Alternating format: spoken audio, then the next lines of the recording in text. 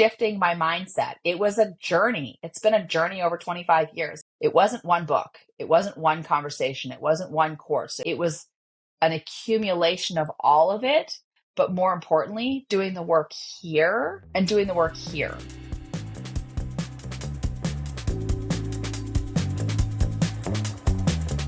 Welcome to The Path to Wealth, the show about well-being, fulfillment, and financial freedom. And I'm your host, Hennche. Welcome back to The Path to Wealth. I'm your host, Hennche. Today we have Catherine Bell with us. She's the president of Titan Impact Group.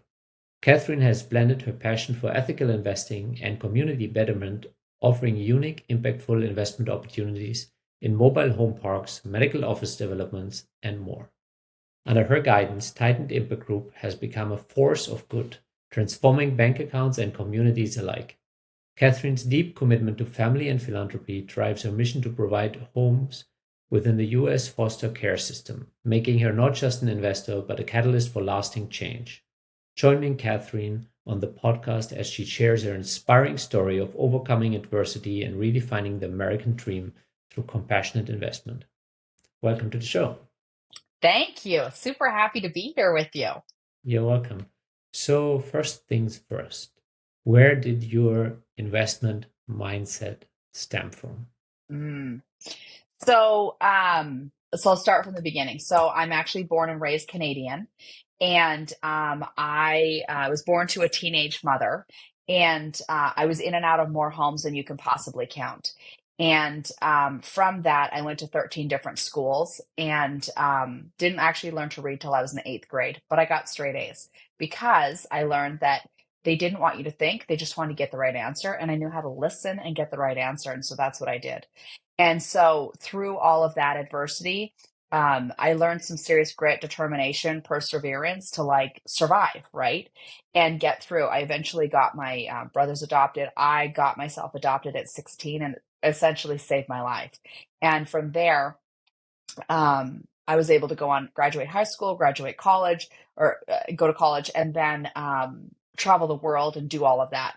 Eventually, I met my late husband and we got married in 2001. He's American.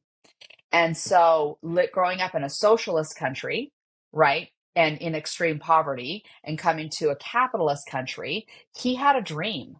And we took his dream and we turned it into a multi-million-dollar company. So I was 26 when I came to the country. And by the time I was 30, we were millionaires, right? So that was a massive shift, growing up in extreme poverty to be able to come here and build out essentially the American dream, right?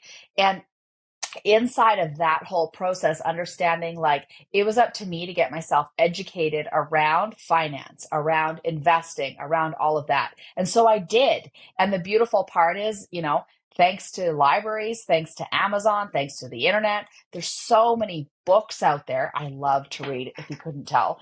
And that's what I do constantly is educate myself, learn, explore, and expand. And that's when I learned that the average millionaire has 7 streams of passive income. I didn't even know what passive income was the first time I heard about it.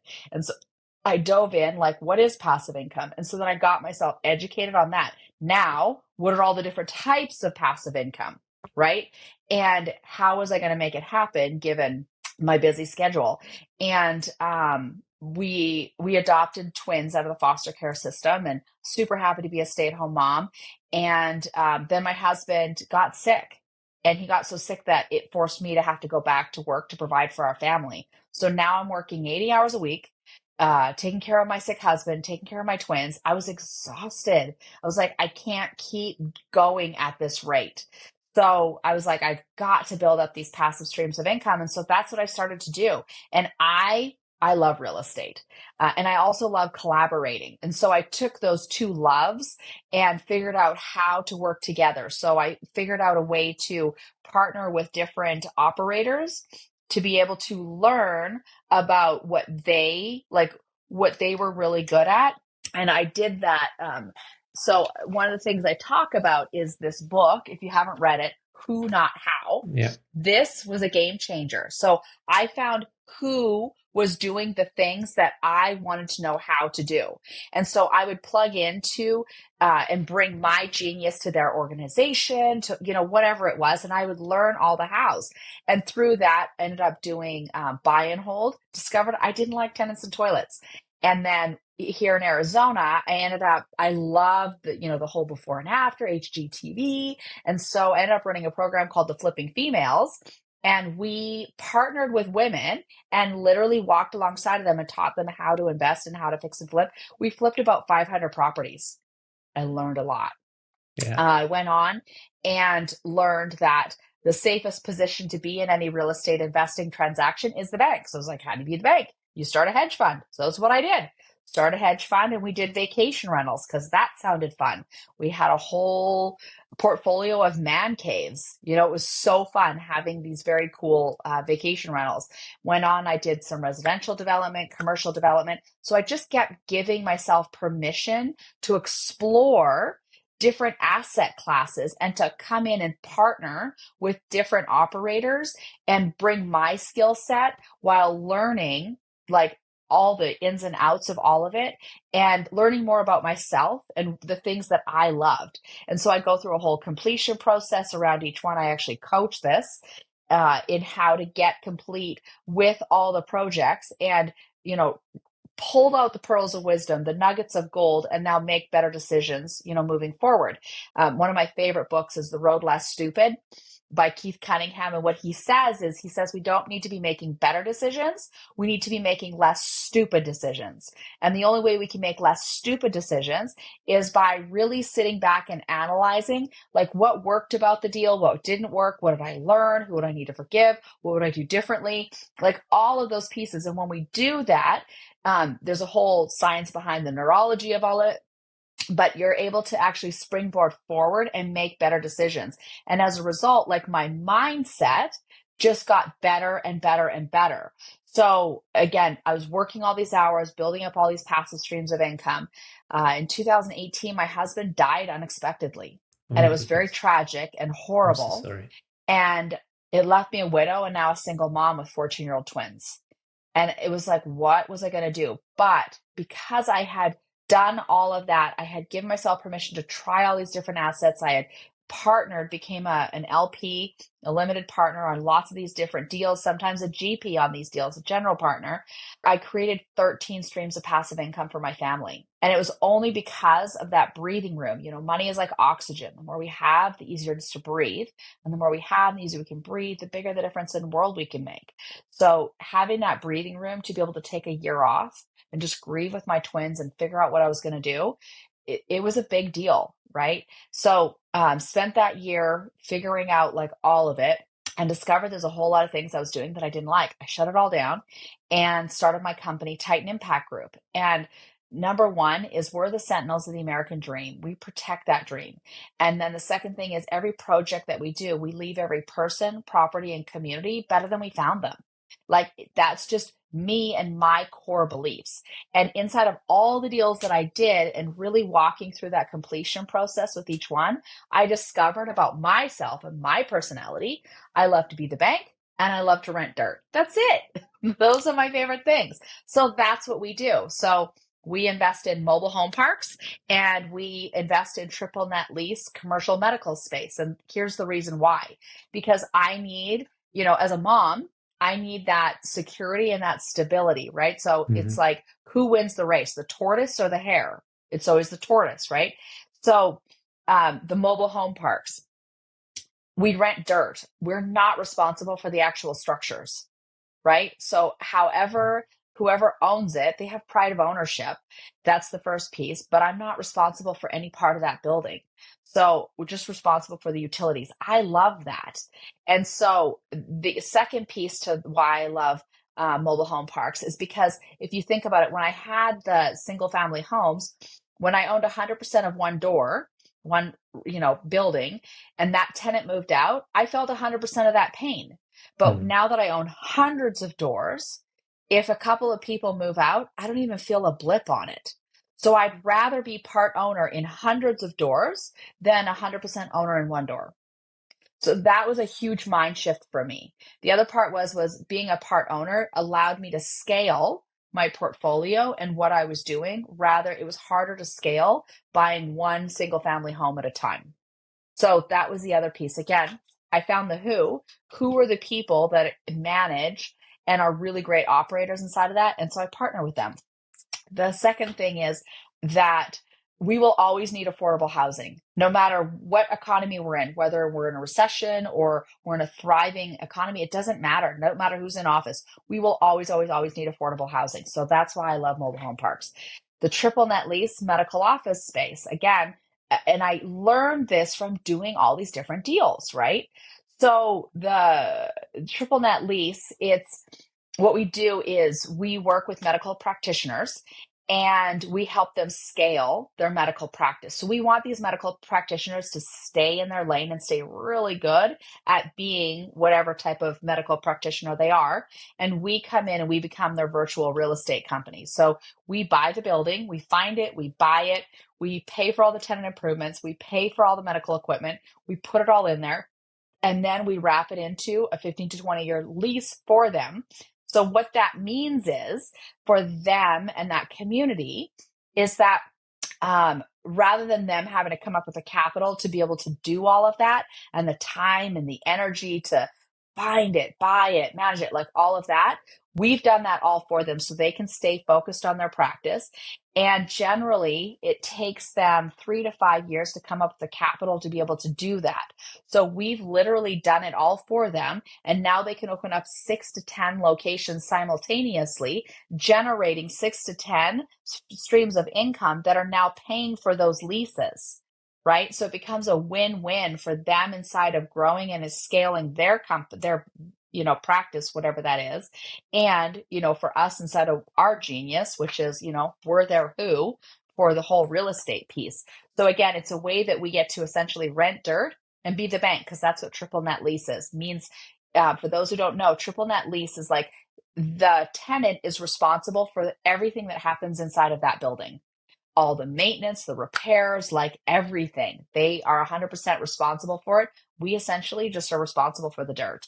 So again, those are the things I learned about myself. So that's what I want to encourage everybody else to do, is to start going back and analyzing, like, what is it? If you actually, here's the exercise, and I give this homework to everybody, is you write at the top of your paper, like, what was the project? Give it a name. Then you write out everything that didn't work about that project, right? And when you get to the end of that list, then you write out everything that did work about that project.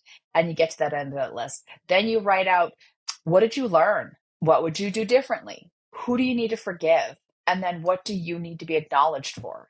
And I promise you, what happens is you start doing this over and over again with every single deal that you've been in, every job you've had, every relationship you've had. You start seeing a common thread. And those common threads become really clear what your genius is, what your genius is not, what you love, what you don't love. And so now you're starting to get down to a very short list of your conditions of satisfaction. So it becomes really easy to be able to weed through all the different deals that are coming at us and be able to say yes, no, yes, no, yes, no, because the conditions of satisfaction being met or not met. And it becomes really easy to start creating your portfolio and your life around, what you love.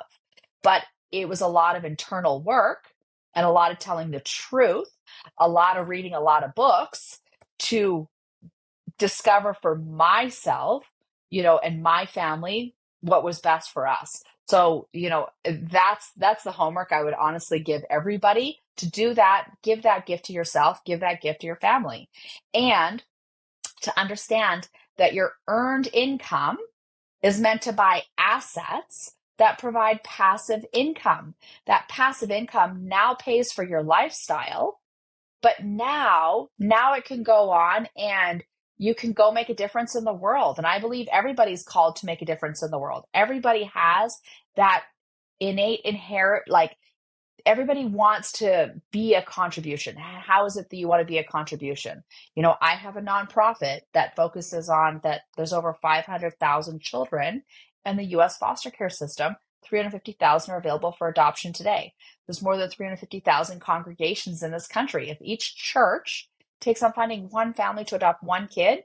I mean, we could have this done in our lifetime. I was adopted when I was 16. It changed my life forever. I adopted my twins out of the foster care system. Again, it's, it costs less than like, I think we were like $2,500 to adopt a child now. I mean, it's like essentially nothing. So we work with, families, churches, these adoption agencies to get the word out and to help match families and kids because it matters. So that's a huge answer to your question, shifting my mindset. It was a journey. It's been a journey over 25 years. It wasn't one book. It wasn't one conversation. It wasn't one course. It was an accumulation of all of it, but more importantly, doing the work here and doing the work here. Right? I love that. And there's a lot of things I want to double click on. And I think when you say it costs, did you say 25,000 or 2,500? 100. Okay. $2,500. $2,500 to adopt a child. Yep.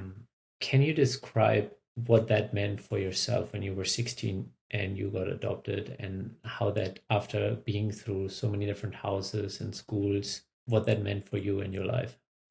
So I'm not really sure what it was that had me know. Maybe it was going in and out of so many different homes. I observed a lot as a kid. Like one of the things that one of my grandfathers said to me, he says, Catherine, watch and observe everything and everyone around you. And so I really took that to heart. And that's what I did. And as a child, I remember watching adults and seeing when they did this was the outcome, or this was the probable predictable future, be it good or bad. And I started watching themes. And I remember just thinking to myself, like, I can actually learn from their mistakes and I can actually do better. So I got very good at seeing what their actions were and what their outcomes were. So if it was whatever their action was, if it was a bad outcome, I would do the opposite. Like, I didn't need to repeat what they did. It was clear what was going to happen. And so that was I remember that being a very important thing that I took on for myself. And then I was really clear, like, if I didn't graduate high school, if I didn't go to college, like, the probable predictable future of my life was repeating what I was born into. And I wasn't interested in that. Like, at all. That was not fun for me. And it wasn't my fault I was born into it. And it is my responsibility to do something different with it. Somehow I just knew that. And I just knew I was going to make a difference in the world, and I just didn't know how. But I can't even explain like how I just knew that. It's just like I knew at the core of my being, this isn't how life had to be. And I think maybe that was one of the gifts that I got from going in and out of so many different homes, is I actually got to see and experience how different families lived differently. They did different things. There wasn't just one way to do it. Right? Actually, I think this is really interesting, because who gets to experience that? And it came out of very painful kind of base arrangement or circumstances. But like, if I think about it, I only get to see maybe glimpses of my friends' families or uncle and aunts, and I see that families are different, but I don't have those extended periods of time where I actually try to integrate myself into a family just to be thrown out again, or maybe have to move on.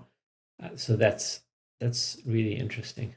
Well, and I think that what that did is it gave me permission to try all these different other real estate asset classes. I think too many times people get stuck in, there's only one way to do something. And there's not. There's like 1,000 ways to do something. That's one of the things I love about real estate, is that there's no one way just to do every single transaction. It's not cookie cutter. Like, we get to be creative with it. I love that. Until we figure out, we keep trying, and try all these different things. And I kind of feel like, Thomas Edison, when he said he didn't fail 999 times, he discovered 999 ways that the light bulb didn't work. Yeah. That's all. Even with real estate, me flipping those, us flipping those 500 properties, us doing the residential development, commercial, like all of those, did I fail all of those times because I didn't build a company only doing it that one way? No, I discovered all these ways, the things that worked, that didn't work. And that's ultimately how I ended up creating and forming what I have today.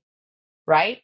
So Mhm. it's, some people say, whatever, I failed because I didn't do it this one way, because I said I was going to do it this way and this is how it's going to turn out. Well, no, I made some goals and I worked towards it. And as I got closer, or the goal was achieved, and I went, it wasn't quite what I was looking for. And then I adjusted, I pivoted, right? I didn't fail. I learned, and now I did better the next time. So it's that being brave, having courage, and telling the truth about who you are, and saying, like, I raise my hand, like, I don't know how to do this, but will you teach me? If you teach me, like, I'm gonna, I'll bring all these things to the table.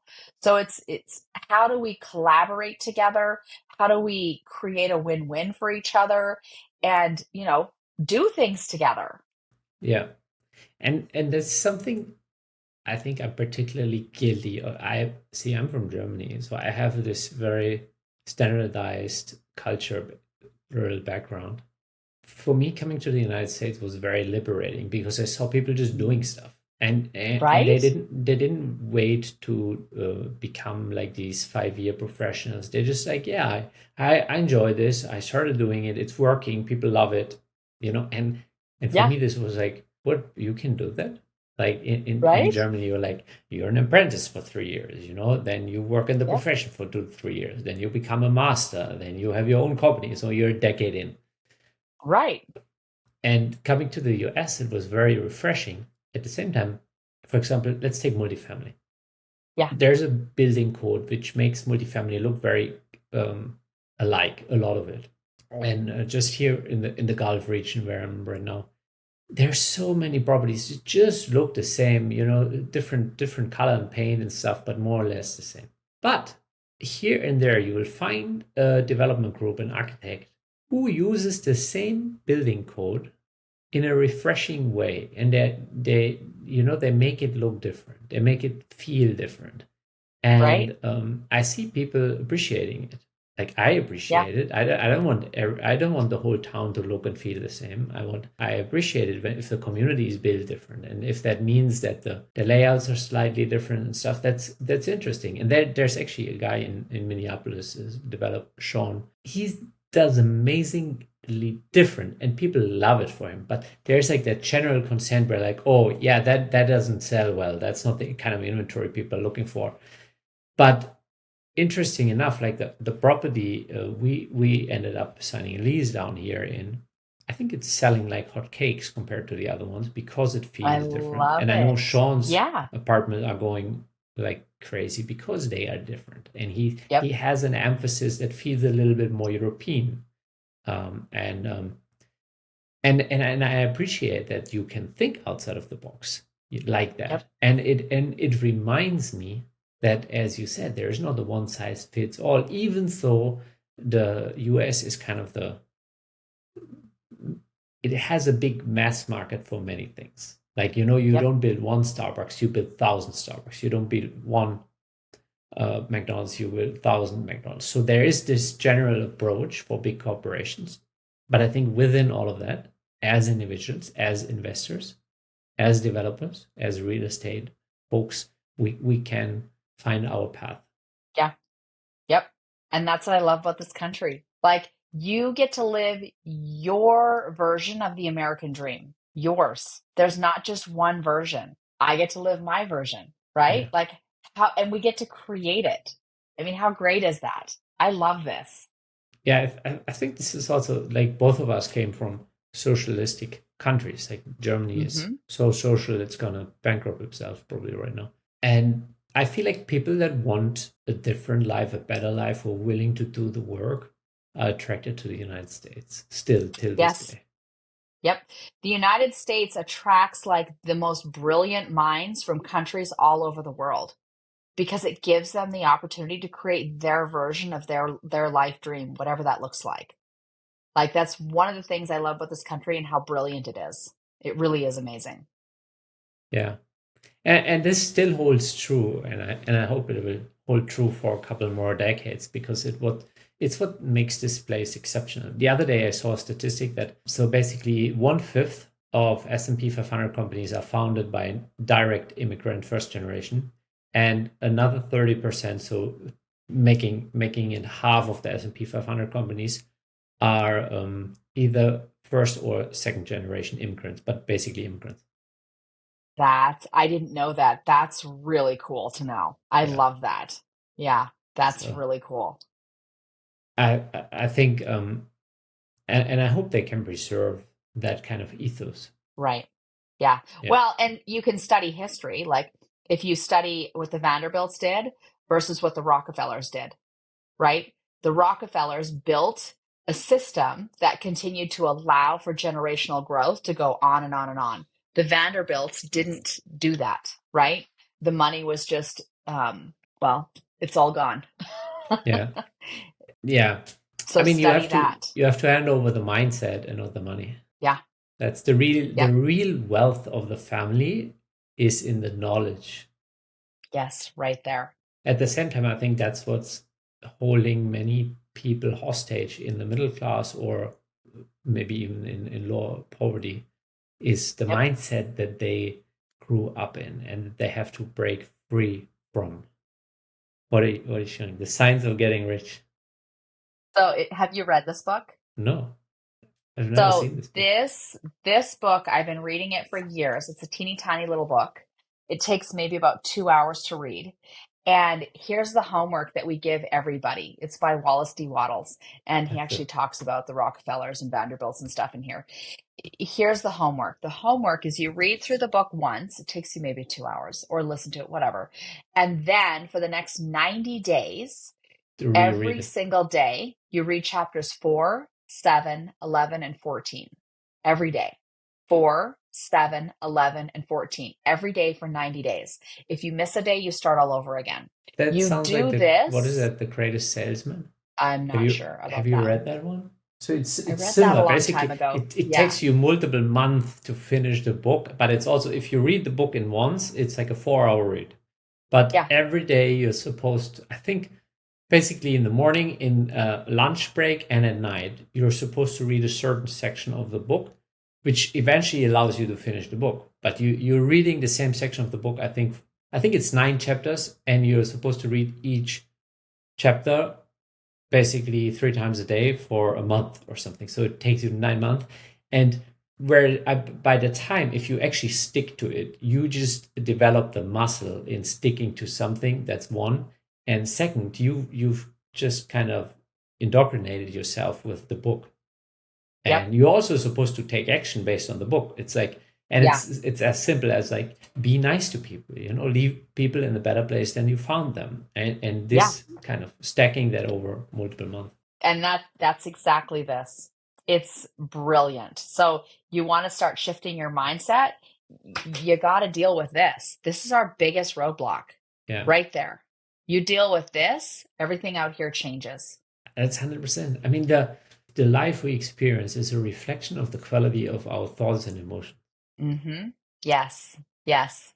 And what we say about it. Yeah, it's how in what context do we think this happened? And like, there's so many different things that mean completely different things to different people. And like, for example, you went through a very adverse childhood, which probably left another 990 kids in a really bad place for life, and they're victimizing themselves. But you took this and you were like, I'm not gonna recreate this. I want a different life for myself and the people that I will impact. And not only will I do that, I will become rich and use my riches to provide for others. Yep, exactly. Yeah. And that was a big turning point for me in my early 20s, is doing a lot of personal development work and discovering exactly that for myself. Like, this one situation happens, I have the power to label it something that empowers me or something that disempowers me. So which one is going to serve me? And if I filter everything through, like, what if I because after my husband died, I like went deep into having to process the grief and having to process all of it. And of course, was reading more books and, things like that. And through a series of different books and everything, what I came to, because I was pretty angry with God for a long time. Like, are you kidding me? I followed all the rules. I did all the right things. It's kind of like, somebody gave me a recipe for this fabulous chocolate chip cookie. They said, these are the ingredients, these are the steps you do it in. And at the end, you're going to have this beautiful, yummy cookie. And I did that. I did all the things for, dating, in my marriage, with my kids, like all of it. I did all the right things. And what did I get? I got a pile of like, it wasn't this beautiful, yummy cookie that they said it was going to be. So I was pretty angry for a long time and having to sort through, like, how did I do everything right? And how did it go so wrong? And so then through that, like processing through all of that, it was like, okay, well, I could say, yeah, absolutely, it all like went wrong and, I give up, I'm not going to do anything. But instead I was like, what if it's possible that God and the universe are conspiring to have my heart's deepest desires come true? And this was meant to be used to catapult me to do something even greater. What if that was true? What if I just lived my life for a year inside of that being true? That God and the universe were conspiring to have my heart's deepest desires come true. So what if I lived inside of that and then, at the end of the year, analyzed, what evidence do I have for that? What evidence do I not? And then if it worked, great. If it didn't, I can throw it out and try something else. And so I literally wrote it on my mirror. My favorite color is green. And so I took a Sharpie and I wrote it on my bathroom mirror, and it's still there today. And it literally says, God and the universe are conspiring to have my heart's deepest desires come true. And I did that right there because I have to look through it every morning to get ready. And it's still there. And so I still live inside of, what if, like, God and the universe are conspiring to have my heart's deepest desires come true? And what happens is, because I choose to listen to the world through that filter, all this evidence shows up that that's true, right? Like, if I could have the filter on that, life sucks, everything sucks, and everyone and everything suck around me, and I could live through that filter and all the evidence would show up for that as well, right? So what filters do we choose to communicate and to listen to the world through, right? What are the filters? So I invite all of your listeners to like ask themselves those questions. And how you'll know is you'll start hearing that internal dialogue. What's the commentary do you have when stuff happens, either good or bad? Whatever that commentary is that you hear again and again and again, those are your filters. You have an opportunity to shift them or to keep them. Are they serving you or are they dragging you down? Only you know, which is why it's important for us to stop, take some time, get introspective, tell the truth about what's working, what's not working, all of that. And you have an opportunity to pivot or not. It's up to you. But it all comes back to, it's our personal responsibility to do that work, right? How would you help somebody so that internal narrative, it's quite sticky. Right. How would you guide somebody through the transition? What do you mean guide them through the transition? Like yes, you can, for example, write yourself reminders everywhere. But see, initially, let's say somebody has their mindset is such that it's very negative, is beating themselves up. It's not coming through that lens. So going from like 99% on that end of the spectrum to 99% of the spectrum that you want to live on, what does that transition look like for somebody, and how would you help them through that kind of shifting the balance from bad to good? It comes with a lot of like external coaching, because if you could do it internally, you would have done it internally already. And the realization is like people do the best with what they know how. So if it's not like going exactly how you want it to go, you might want to look at your sources of information that is influencing that. So for me, for instance, like becoming, going through grief, right? I only knew what I knew about grief, which, I mean, some of my relatives had passed and stuff, grandparents and stuff. That's one type of grief. Having your spouse die tragically is a whole other level of grief. And being a single mom with twin teenagers, I mean, the complexity was huge. And so what I knew was I didn't have the training or the skills to be able to navigate that by myself. Mm-hmm. So it was up to me to go and get the resources, the coaching, the training, the help to be able to have that for both my kids and I, with people who have that level of expertise in that area that would walk us through and hold us accountable to actually do the work necessary to be able to walk through to the other side of that. Right? So that's the piece that I think a lot of people, for whatever reason, are afraid, or I don't know. It's perplexing to me. It's like you can only do the best with what you have and what you know. So if you're not an expert in that area, seek it out. There's enough resources, there's enough books, there's enough experts that who have that level of area of expertise. They don't necessarily need to know you and every single detail of your life. But if they're an expert in that one particular area, try it on, right? If it doesn't work, throw it out. But if it does work, oh my goodness, now you've just catapulted yourself forward to be, not be stuck in that rut. And now you just keep building, building, building. So it's, again, with the amount of books and like resources and experts out there, the expertise is out there, but don't be like, get yourself stuck on, well, if they're not an expert in every single area of life, I'm not going to listen to them. Like, knock it off.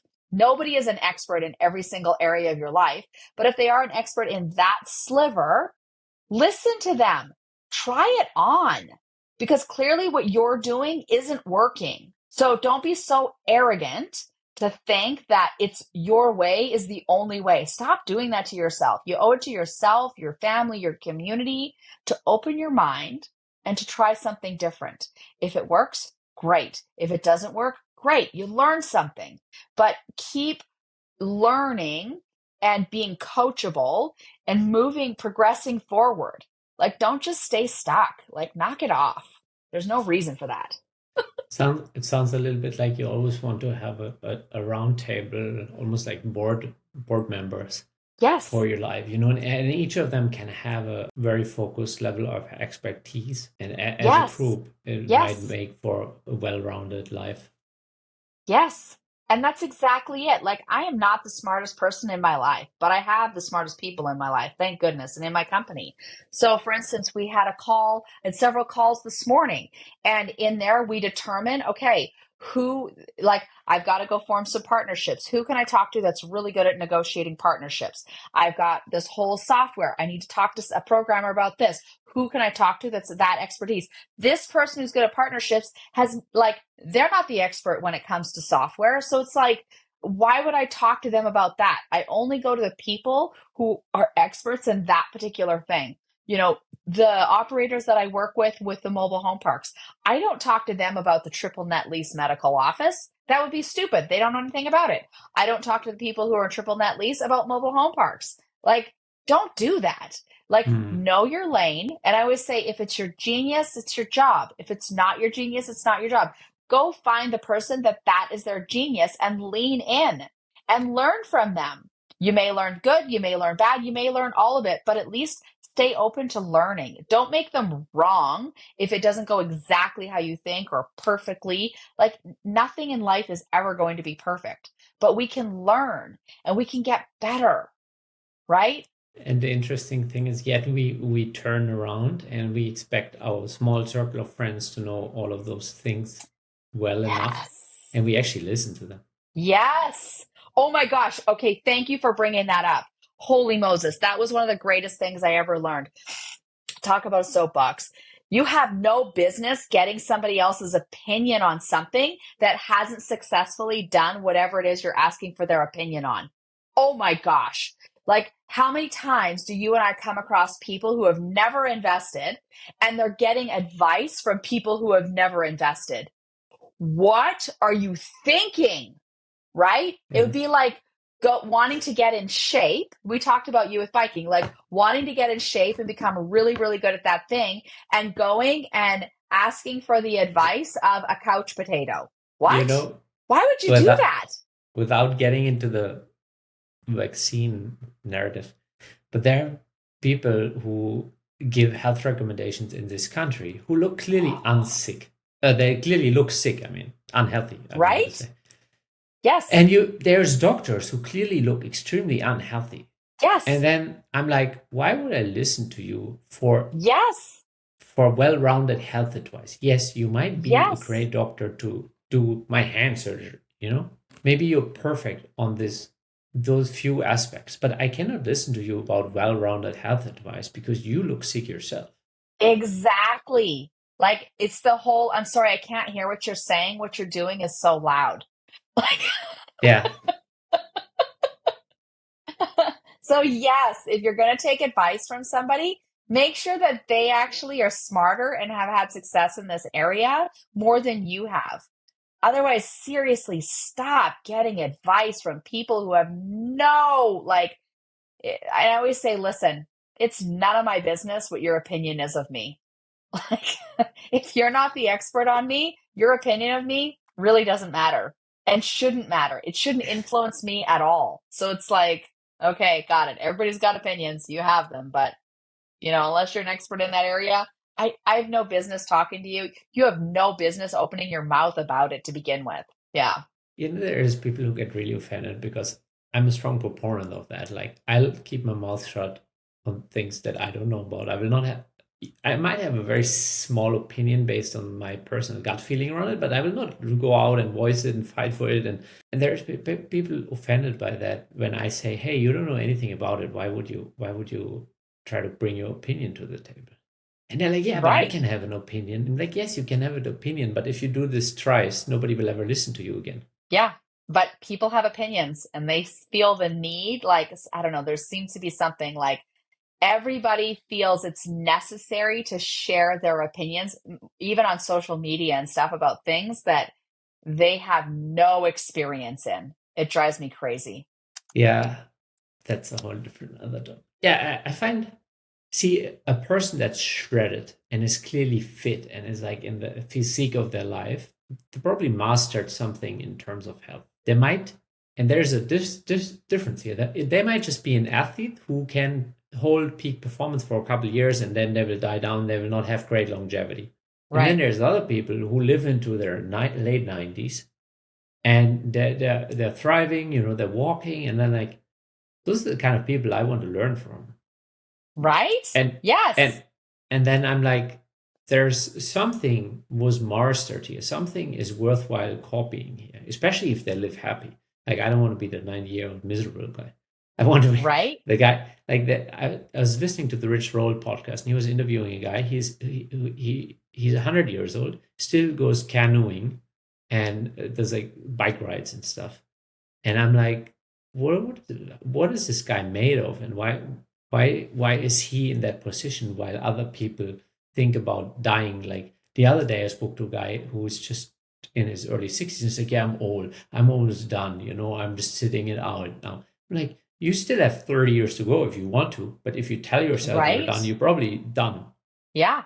Yep. I 100% agree with you. So, this has been amazing. I am so happy I got to spend this time talking to you. It's very, very rare that I get to spend time talking to somebody else who immigrated to this country. And as much as people think Canada and the US are the exact same, they're not. No, trust me. Socialism, capitalism, 100,000% different.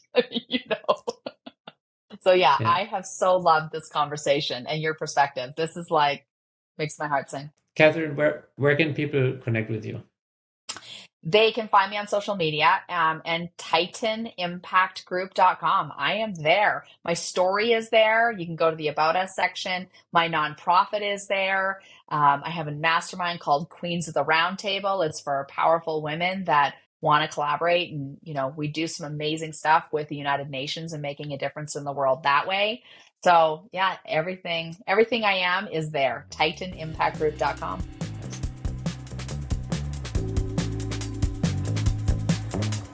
Thank you for joining us at The Path to Wealth. We hope you enjoyed today's episode. Check out our upcoming guests and be sure to share it with all your friends and family that want to take their life to the next level of wealth.